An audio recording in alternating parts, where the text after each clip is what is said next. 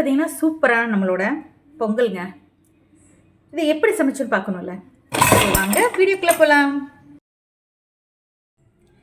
Hi friends, வணக்கம், நமஸ்தே. நீங்களா எப்படி இருக்கீங்க? நல்லா இருக்கீங்க, சந்தோஷமாக இருக்கீங்க நினைக்கிறேன். நம்புறேன். நல்லதே நினைப்போம், நல்லதே நடக்குங்க. இன்றைக்கி நாம் வீட்டு மார்னிங் பிரேக்ஃபாஸ்ட் என்னதுன்னா பொங்கல். நான் என்னோடய ஸ்டைலில் நான் வைக்கிற பொங்கல் எப்படிங்கிறத நான் உங்களுக்கு சொல்லிடுறேன். அதுக்கு தேவையான பொருட்கள் என்னங்கிறதையும் நான் சொல்லிடலாம். ஸோ வாங்க வீடியோக்குள்ளே போகலாம். அதுக்கு முன்னாடி என்னோடய சேனலை சப்ஸ்கிரைப் பண்ணாதவங்க சப்ஸ்கிரைப் பண்ணி வச்சுக்கோங்க. எனக்கு ஒரு மோட்டிவேஷனாக இருக்கும். ஆனால் நிறைய பேர் வீடியோ பார்க்குறீங்க, யாருமே ஒரு லைக் பட்டன் கூட பண்ண மாட்டேங்கிறீங்க. ஒரு சப்ஸ்கிரைப் அது பண்ணி வச்சுக்கோங்க. ஒரு லைக் பட்டனை தட்டி விடுங்க, ஓகேவா? ஸோ வாங்க. ஸோ அதுக்கு தேவையான பொருட்கள் என்னென்னு பார்த்துறேன். ஃபஸ்ட்டு அரிசி நான் எடுத்து வாஷ் பண்ணி வச்சுட்டேன். பச்சரிசி. அதே போல் அரை மெஷர்மெண்ட்டுக்கு தகுந்த மாதிரி நான் ஒரு கிளாஸ் சின்ன கிளாஸுக்கு அரிசி எடுத்திருக்கேன். அதுக்கு அரை கிளாஸ் நான் சிறு பருப்பு எடுத்திருக்கேன், ஓகேவா? இதையும் நல்லா நான் வாஷ் பண்ணி வச்சதுனால கொஞ்சம் கட்டியாக இருக்கிற மாதிரி இருக்கும். நான் நல்லா வாஷ் பண்ணி எடுத்து வச்சுட்டேன். அப்புறம் ஒரு ஸ்பூன் மிளகு, ஒரு ஸ்பூன் சீரகத்தையும் ரெண்டையுமே நான் தட்டி வச்சுருக்கேன். கொஞ்சம் இதாக இருந்தால் தான் கொஞ்சம் நல்லாயிருக்கும் யூஸ் பண்ணுறதுக்குன்னு. ஒரு 10 பீஸ் நான் முந்திரி ரெண்டு ரெண்டாக உடச்சி எடுத்து வச்சுட்டேன். ஒரு வெங்காயம், தேவையான தாளிக்கிறதுக்கு கடுகு, அப்புறம் நான் என்ன சேர்த்துக்குவேன்னா மிளகா, கருவேப்பிலை, இஞ்சி தட்டி வச்சுருக்கேன், பூண்டையும் தட்டி வச்சுருக்கேன், ஒரு தக்காளி, தேவையான அளவுக்கு உப்பு, கொஞ்சோண்டி மஞ்சத்தூள். ஸோ நான் அதை எடுத்து போட்டுக்குவேன். ஸோ அதனால் வாங்க டக்குன்னு நம்ம சமையல ஆரம்பிச்சிடலாம்.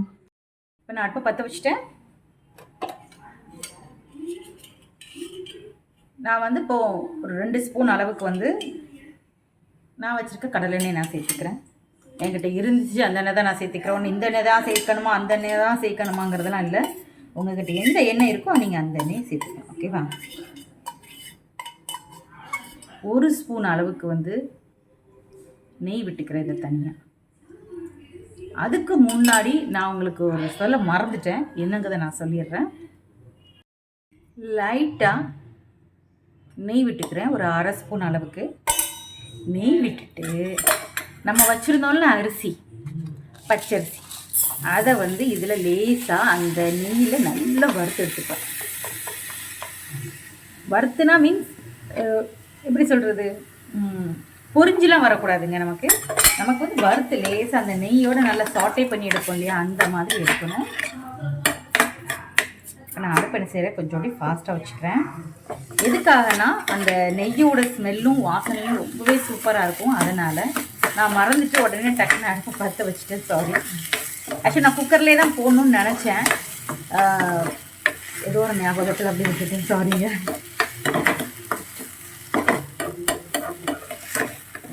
நான் அந்த நெய் இதெல்லாம் சேர்த்து நல்லா கலந்துக்கிறேன்.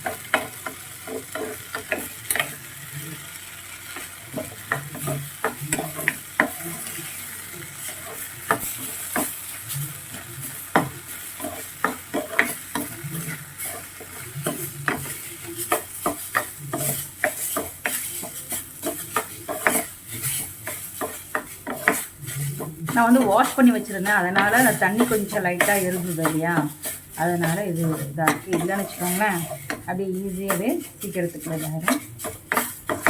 சூடு ஏறி நெய்யோட இதாகிடும்.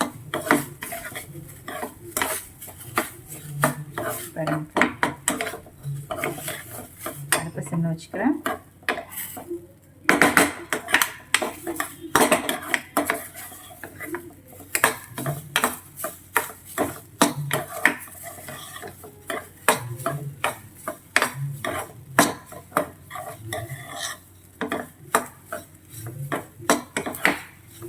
அந்த நெய் ஊற்றிருக்கோம் இல்லையா நம்ம, அந்த நெய்யோட வாசனை அப்படியே இதோடு சேர்த்து நல்லா ஏறிடுங்க.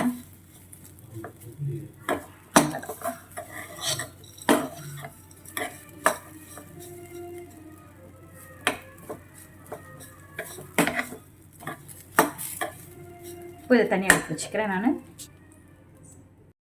அதே போல் திரும்ப ஒரு அரை ஸ்பூனுக்கு நெய் விட்டுருக்கேன். சிறுபருப்பையும் நான் லேசாக வறுத்து எடுத்துருக்கேன். உங்களுக்கு ஒரு வேளை பை சான்ஸ் எனக்கு இதெல்லாம் அப்போலாம் வேண்டாங்க அப்படின்னு நீங்கள் நினச்சா கூட லைட்டாக நீங்கள் நம்ம எண்ணெயை விட்டு லேட்டாக நீங்கள் இது பண்ணிக்கோங்க. ஆனால் நெய் வச்சு பண்ணும்போது அதோட டேஸ்ட் ரொம்பவே அட்டகாசமாக இருக்கும் சாப்பிட்றதுக்கு. அதனால தான் நெய் இதையும் நான் லேசாக வறுத்து எடுத்துக்கிறேன். உங்களுக்கு தெரிஞ்சிருக்கும்னு நினைக்கிறேன். நான் வறுத்ததுக்கப்புறம் பார்த்தீங்கன்னா அரிசி இப்படி தாங்க இருக்கும், தனித்தனியாக இருக்கும். என் கையில் பார்த்தீங்கன்னா நெய்யெல்லாம் ஒட்டிக்கிட்டு இருக்கும். உங்கள் பாருங்கள், தெரியுதா? அப்படி ஷைனிங்காக இருக்கும். அந்த அளவுக்கு அது எல்லாமே கோட்டிங்காக இருந்திருக்கும், எல்லா அரிசிலையும் எல்லாம் நம்ம இது பண்ணியிருக்கிறதுனால. ஸோ இதையும் அதே போல் லேசாக கொஞ்சம் அடுப்பை ஃபாஸ்ட்டாக வச்சுக்கிறேன்.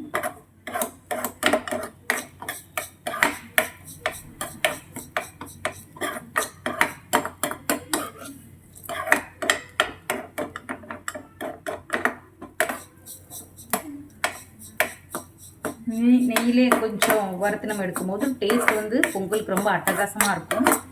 அதனால தான் இந்த டேஸ்ட்டுக்காக நம்ம வந்து இதை சேர்த்துக்கிறோம். அதே நல்லா ஓரளவுக்கு நல்லா வறுத்துட்டேன். நான் இந்த மாதிரி தான் செய்வேன். நீங்கள் எந்த மாதிரி செய்வீங்கன்னு சொல்லுங்கள் எனக்கு. ஒவ்வொருத்தவங்களோட வீட்டில் ஒவ்வொரு மாதிரி டிஃப்ரெண்ட்டாக செய்வோம். அதனால தான் நான் கேட்குறேன்.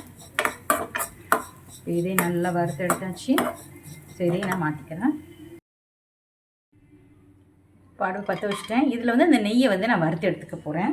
அந்த நெய்யில் வந்து முந்திரி பருப்பை வந்து வறுத்து எடுத்து வச்சிட்டோன்னா ஸோ வேறு கொஞ்சம் ஈஸியாக இருக்கும்.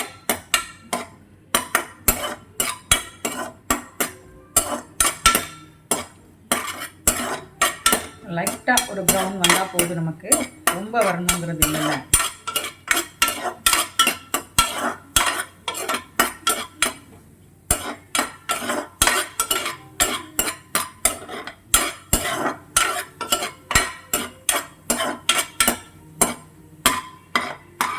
இப்போ நான் எடுத்துக்க போகிறேன்.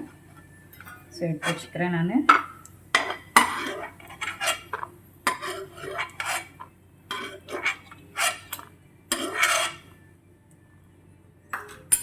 இப்போது வழக்கம் போல் கடுகு ஒரு ஸ்பூன் அளவுக்கு சேர்த்துருக்கேன்.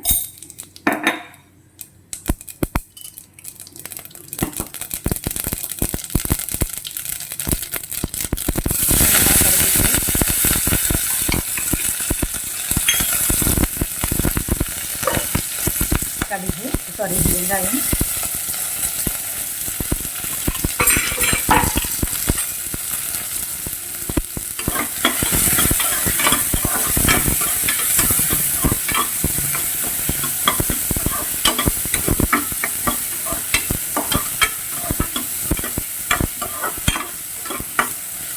லைட்டாக ஒரு வெங்காயத்தை நல்லா வதக்கி விட்டுட்டதுக்கப்புறம் இது கூட வந்து நான் சேர்த்துக்கிறது வந்து இஞ்சி பூண்டு.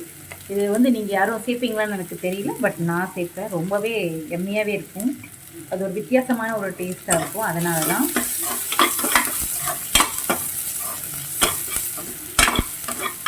இந்த லைட்டாக பச்சை வாசனை போகிறதுக்காக நான் வந்து உள்ளே சேர்த்துருக்கேன்.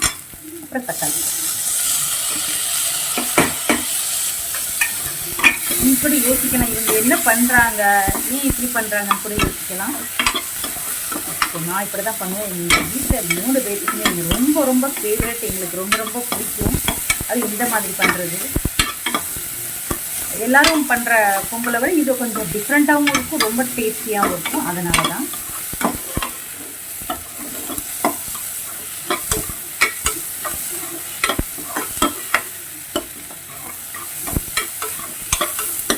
இது கூட லைட்டாக நான் வந்து உப்பு சேர்த்துக்கிறேன். நான்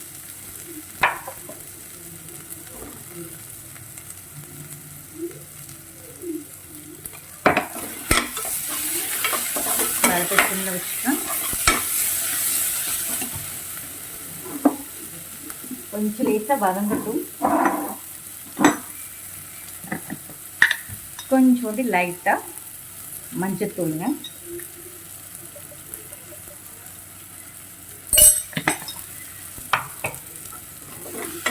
இதோடு சேர்த்துக்கிறேன். அப்புறம் நம்மளோட மெயின் ஹீரோ நம்மளோட மிளகும் சீரகமும் தட்டி வச்சுருக்கேன். நான் மிக்சியில் போட்டு இது பண்ணலை. ஜஸ்ட் ஒரு 1-2 மாதிரி தட்டினோடனே போதும். ஏன்னா முழுசாக போட்டால் பசங்க யாருமே சாப்பிட மாட்டாங்க, ஒதுக்க தான் செய்வாங்க. இது வந்து கொஞ்சம் லேசாக தட்டி போட்டோம்னா ரொம்ப பிறக்காட்டாலும் லைட்டாவது இருக்குமே, அவங்க சாப்பிடுவாங்களேங்கிறதுக்காக நான் வந்து அந்த மாதிரி சேர்த்துப்பேன். அப்புறம் நம்ம வந்து வச்சுருந்தோம் இல்லையா அரிசியும் பருப்பும் வந்து நான் வந்து லேசாக வறுத்து வச்சுருந்தேன், இதையும் சேர்த்துக்கிறேன். பயங்கர சூடாக இருக்குங்க. எதுக்காகனா இந்த மசாலாவோட கூட்டாகணுங்க. நம்ம இப்போ உள்ளே போட்டுக்கொள்ள மசாலா, இந்த மசாலாவோட இது வந்து நல்லதாச்சுன்னா இன்னும் டேஸ்ட் நல்லாயிருக்கும். அதனால தான்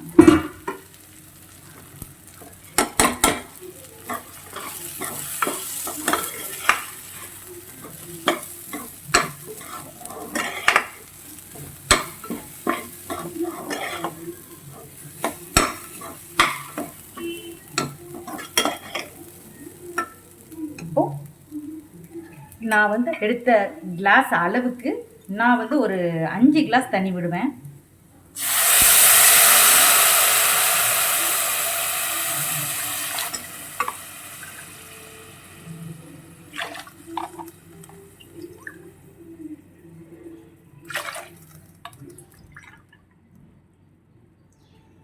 நான் 5 கிளாஸ் தண்ணி விட்டுருக்கேன். அதில் எதுக்காகனா நமக்கு வந்து குழஞ்சி வரணும் அப்படிங்கிறதுனால தான். ஏன்னா நம்ம பொங்கல் பண்ணுறதுனால பொங்கல் வந்து வைக்கும் போது தண்ணி ஜாஸ்தியாக தான் விடுவோம் நம்ம யாருக்குனவே. அதனால் நான் வந்து 1க்கு 1.5 அளவில் தான் நான் எடுப்பேன். அப்படிங்கிறதுனால 3 கிளாஸ் 2.5 கிளாஸ் தண்ணி தான் வரும்.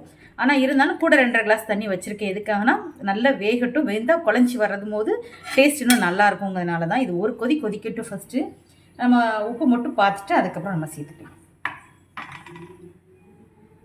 நல்லா வெந்துருச்சு. நான் மல்லியில் இன்னும் மட்டும் போடலை. சாரி, மல்லியில் உங்களுக்கு இல்லை, அதனால் நான் போடலை. ஒருவேளை உங்களுக்கு அந்த டேஸ்ட்டு பிடிக்கணும் நீங்கள் போட்டுக்கலாம், அது ஆப்ஷனல் தான். பட் பெரும்பாலும் பொங்கலில் போட மாட்டாங்க, டேஸ்ட் வைஸ் தான். ஸோ இப்போ நல்லா வேக வச்சதுக்கு இப்போது நான் மூடி போட்டு ஒரு 4 விசில் வச்சுட்டு பார்க்கலாம். இப்போ குக்கர் விசில் விட்டுருச்சு.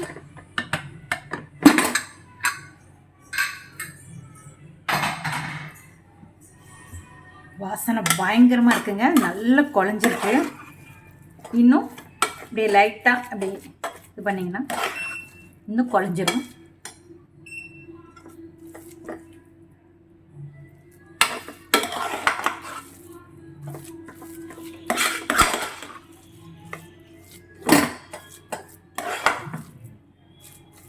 பார்த்தீங்கனாலே உங்களுக்கு தெரியும். இது கூட வந்து முந்திரி, நம்ம வச்சுருந்த முந்திரியும் இது மேலே நான் போட்டுட்டு